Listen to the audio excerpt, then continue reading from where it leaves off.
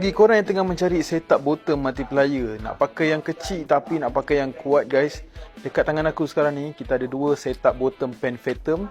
Pen Phantom ni kalau korang beli baru, mesin ni memang sangat mahal guys. Mesin saja nak dekat 1000 guys. Jadi dekat sini aku bagi korang sekali dengan rod. Mesin ni second hand, condition dia pun cantik.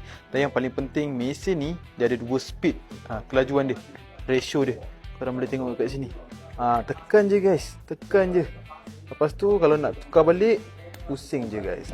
Jadi dia ada dua speed, slow dan laju. Function dia guys, kalau slow ni, kalau korang kata dapat ikan besar-besar lah, korang nak power kan, korang kena tukar ke ratio slow. Tapi kalau korang nak top up umpan ke, nak tarik laju, ataupun ikan kecil-kecil, korang boleh tukar kepada speed balik. Jadi dekat sini ada dua size guys. Yang ini size Pen Phantom 15 LD2, yang ini Pen Phantom 25 LD2. Yang ini kalau korang nak main air lebih kurang dalam 40-50 meter, ini memang paling sesuai.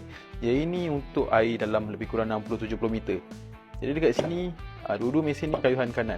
Yang mana perlukan mesin multiplier bottom, nak yang kuat tapi nak yang kecil, ni guys, dua ni korang boleh pilih.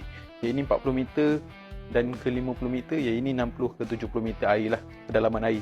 Jadi untuk sinker dia, yang ini kalau korang pakai batu lebih kurang 700 gram maksimum, yang ini memang paling sesuai. Setup yang 15 LD2. Kalau korang pakai batu 1 kilo, yang ini best.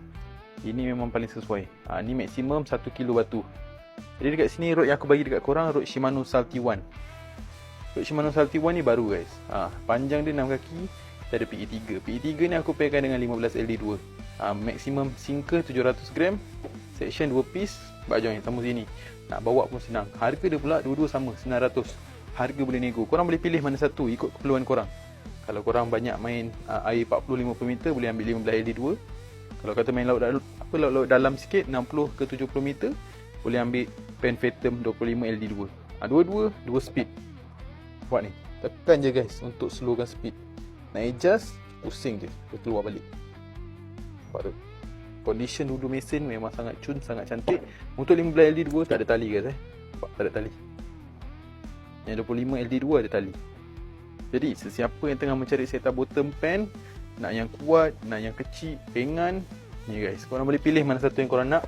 Ada dua, Pen Phantom 15 LD2 dan juga Pen Phantom 25 LD2.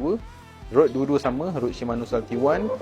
Berbeza PE saja. Kalau korang nak yang batu maksimum 700 gram, boleh ambil PE3.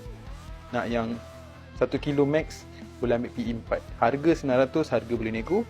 Kalau korang berminat nak beli, korang boleh DM kita, screenshot whiteboard ni, nego harga lah. Ataupun nak lagi senang, datang kedai, alamat dekat atas, kita pun boleh post satu Malaysia. Berminat, korang DM je guys.